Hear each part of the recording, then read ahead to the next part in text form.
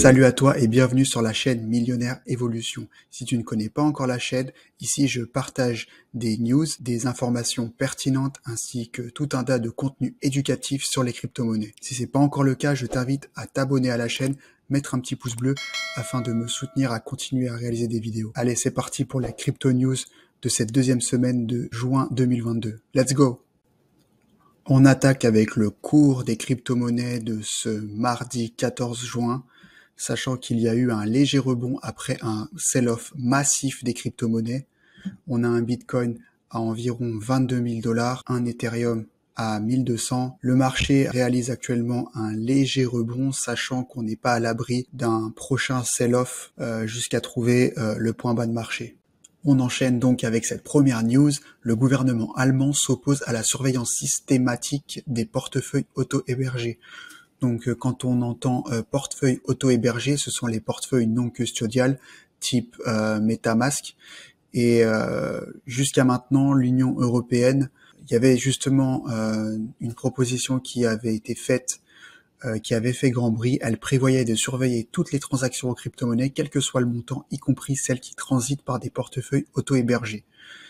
Et là, on s'aperçoit que l'Allemagne se distingue en s'opposant à la proposition de surveillance.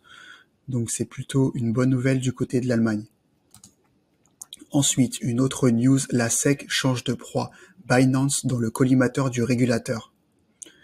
Alors la SEC, donc la Security and Exchange Commission aux États-Unis, avait lancé une enquête judiciaire contre la société Ripple, XRP, suspectait la société d'avoir mené une émission illégale de valeurs mobilières avec son jeton XRP. Ça c'est pour Ripple. Et maintenant, on s'aperçoit que celle-ci s'attaque à Binance. Ainsi, la SEC s'intéresse aux origines de l'entreprise crypto et à celle du Binance Coin, le BNB. Actuellement, ce token est la 5e crypto-monnaie la plus importante. D'après les personnes qui ont accepté de parler de cette affaire sous couvert d'anonymat, les enquêteurs de la SEC examineraient l'ICO de BNB. Donc, on parle vraiment des prémices de Binance. En effet, elle équivaudrait à une vente de titres qui aurait dû être enregistrée auprès de la SEC. Pour rappel, une ICO est une levée de fonds en crypto-monnaie. En d'autres termes, on pourrait penser que Binance se serait construit autour d'un token qui n'aurait pas fait l'objet d'un enregistrement auprès de la SEC. Autre nouvelle, Chain Analysis, qui est un cabinet d'analyse de crypto-monnaies et des échanges réalisés sur les crypto-monnaies, explique que les volumes de la DeFi dépassent ceux des plateformes centralisées. Dans une enquête publiée cette semaine, Chain Analysis montre comment les volumes générés par les protocoles d'exchange décentralisés, DEX, ont surpassé ceux des plateformes centralisées. On observe que ces derniers ont su se faire une place prépondérante dans le paysage de l'écosystème blockchain. Donc là, on a une courbe orange qui représente les CEX pour Centralized Exchange et la courbe bleue qui représente les Decentralized Exchange, et on voit que le volume est globalement nettement supérieur au niveau des DEX vis-à-vis des exchanges centralisés. Autre nouvelle, les arnaques aux crypto-monnaies ont explosé aux États-Unis. Donc là, c'est un article réalisé par BFM avec son nouveau blog en BFM Crypto. Plus de 46 000 personnes ont déclaré avoir perdu au total plus d'1 milliard de dollars en crypto-monnaies depuis le début de l'année 2021.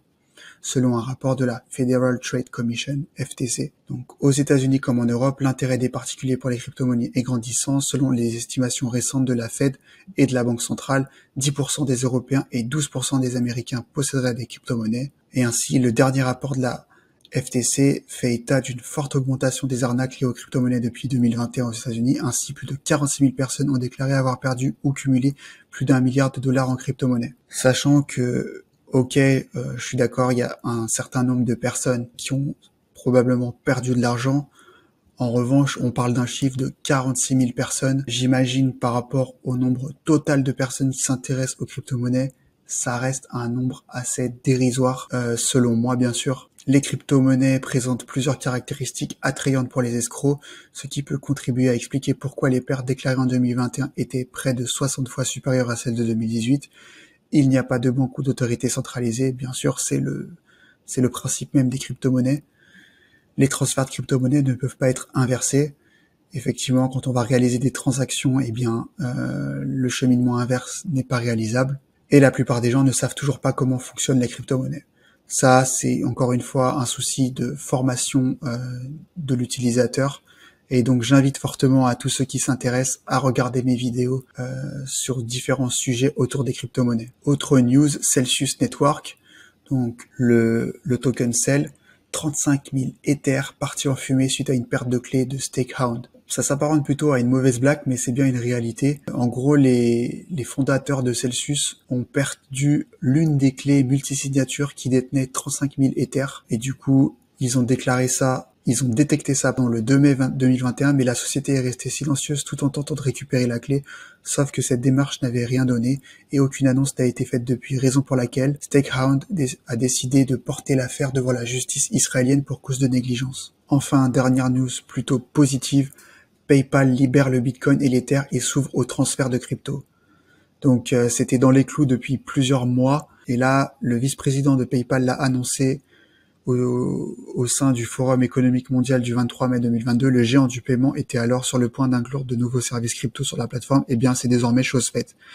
Donc de nouvelles fonctionnalités sont apparues au niveau des cryptos sur la plateforme PayPal. Les utilisateurs peuvent envoyer les crypto-monnaies prises en charge par PayPal à des adresses externes, comme celles liées à des comptes d'exchange. Donc en gros, on peut transférer des cryptos depuis PayPal vers d'autres exchanges, donc des adresses externes à PayPal, sachant que c'est une grande nouveauté puisque jusqu'à maintenant, on pouvait simplement acheter des crypto-monnaies et les utiliser le portail PayPal. Voilà, on arrive à la fin de cette crypto news de cette deuxième semaine du mois de juin. J'espère que tu as apprécié. N'hésite pas à t'abonner à la chaîne, mettre un pouce bleu et un commentaire. Je serai ravi d'y répondre. Allez, à plus. Ciao.